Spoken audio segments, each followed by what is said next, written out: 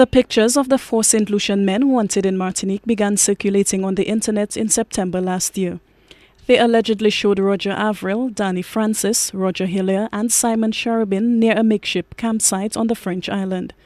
But it is photo identification that has Simon Cherubin's attorneys crying foul over the French authorities' case. Alberton Richelieu says the photo ID is suspect. The peculiar thing about this case, and I think why we have taken such interest in it, this is a case which involves also a question of an identification issue.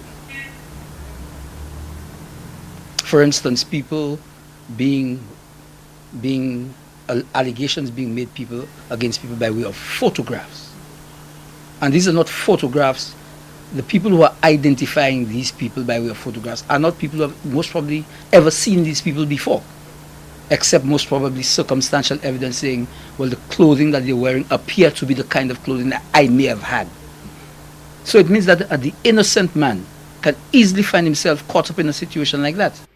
Richelieu says it is not a question of guilt or innocence. He says presently Cherubin's guilt is not his concern. The attorney says his goal is to ensure due process under the law.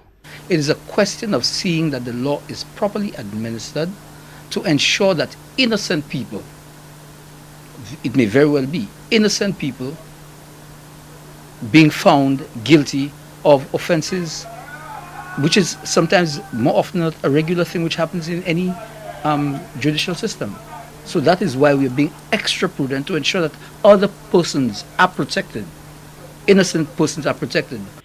The murder of the French optometrist sparked outrage in Martinique. Here, locals have voiced their support for the surrender of the men to face the French legal system. Already, 3 of the men have been extradited to Martinique to answer the charges that include murder. A hearing on a constitutional motion in Cherubin's case is set for the High Court on April 6.